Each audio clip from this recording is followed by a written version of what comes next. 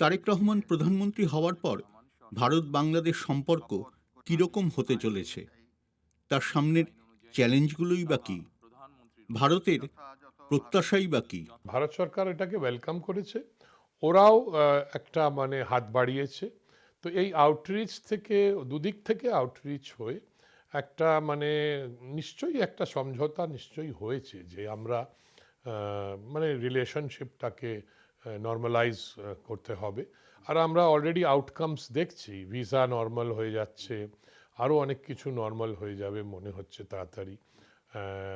এখানকার যে আমি যা শুনেছি, যতদূর আমি জানি, আমার কলিগরা যা বলে, যে মনে হয় যে সেটা এখন প্রায় নর্মালাইজেশন হবে, আস্তে আস্তে সবই নর্মাল হয়ে যাবে। এর আগে খালেদা জিয়ার নেতৃত্বে যখন বিএনপি সরকার ছিল, তখন ভারতের পররাষ্ট্রমন্ত্রী ছিলেন যশবন্ত সিনহা।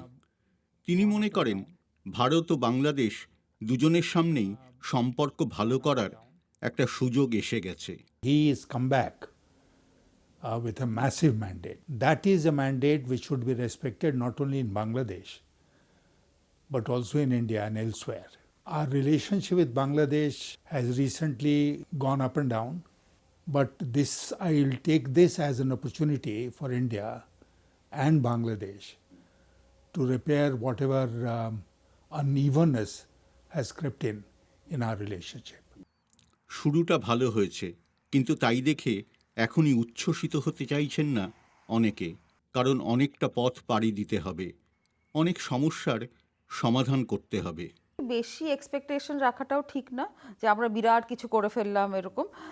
আর আমার যেটা মনে হয়, ইন্ডিয়াতে নিশ্চয়ই খুশি একটা ইলেক্টেড গভর্নমেন্ট হয়েছে। তারেক রহমান কতটা নিজের লোকদের কনভিন্স করতে পারবে সেটাই অ্যাকচুয়ালি ইম্পর্ট্যান্ট। আবার নিরাপত্তা বিশেষজ্ঞরা বলছেন সুসম্পর্কের জন্য কিছু বিষয় নিশ্চিত করা দরকার। সুসম্পর্ক হবার জন্যে কোনো কম্প্রোমাইজ না হয়ে আমি দেখব যে আমাদের যে সিকিউরিটি ইন্টারেস্টগুলো আছে সেইগুলোকে উনি সুনিশ্চিত করবেন, আমরাও ওনার সঙ্গে এগোব। যেমনি আমাদের দুই পাক্ষিক একটি সহযোগিতা in terms of intelligence sharing on terrorism, counter terror কী করে যেতে পারে, দুজনে কি করে কোলাবোরেট করতে পারি যাতে আমাদের দেশের সন্ত্রাসবাদীরা ওখানে না যাক, ওদের দেশেরও না আসুক। তো সেই দিয়ে একজনকার অন্যজনের পরস্পর একটা কনফিডেন্স বাড়বে। ভারত ও বাংলাদেশের সম্পর্ক উন্নয়নের বিষয়টা অনেকাংশে নির্ভর করছে দুই দেশের প্রধানমন্ত্রী তারেক রহমান ও নরেন্দ্র মোদির উপরে। India is a huge neighbor for all these countries. We are twice the size of all of them put together. So we have to be extremely sensitive also in dealing with them. We must always assure them that we respect their sovereignty.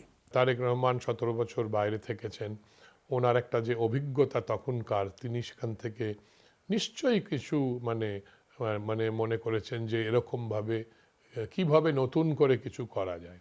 আমি সেই সিগন্যালগুলো এখন দেখতে পাচ্ছি। ওনার সাথে হয়তো লন্ডনে কথাবার্তা হয়েছে, এখানেও লোকজন, বিএনপির লোকজনরা আসা যাওয়া করতো, আমি নিজেও তাদের সাথে কথাবার্তা বলেছি। মানে আমি তো ট্র্যাক 2-তে, আমি তো সরকারে নেই। তো সেই ফিলিংটা আমাদের বোধহয় ছিল যে এবার একটা নতুন করে একটা চ্যাপ্টার লেখা যেতে পারে। প্রথমবার দেখলাম ইলেকশন ম্যানিফেস্টোতে কিন্তু ওরা লিখেছে যে ওদের মাটির থেকে কোনো অ্যান্টি কারুর জন্য কোনো অ্যাক্টিভিটি হবে না, অন্য কোনো দেশকে ওরা ওই জায়গা দেবে না, ওরা নিজেরাও কোনো নাম করেনি, প্রতিবেশী হিসাবে লিখেছে। তো সেটা তো খুব বুঝিয়ে দিচ্ছে দ্যাট এটা ইন্ডিয়ার তো মেন কনসার্ন সেটাই। এই ব্যাপারটা যদি ওরা ধরে রাখতে পারে তাহলে আমার মনে হয় বাকি জিনিসগুলো আস্তে আস্তে ঠিক জায়গায় এসে যাবে। ভারত এবং বাংলাদেশের মধ্যে বাস চলাচল আবার শুরু হয়েছে, ভিসা দেয়া হচ্ছে, শুরুটা ভালো হয়েছে, কিন্তু এখনও সামনে অনেক চ্যালেঞ্জ আছে। প্রধানমন্ত্রী নরেন্দ্র মোদী এবং বাংলাদেশের প্রধানমন্ত্রী তারেক রহমান সেই চ্যালেঞ্জগুলোর মোকাবিলা কিভাবে করেন তার উপর নির্ভর করছে ভারত এবং বাংলাদেশের সম্পর্ক কোথায় গিয়ে দাঁড়াবে। ক্যামেরায় রৌফ ফিদার সঙ্গে গৌতম ভোট, DW বাংলা।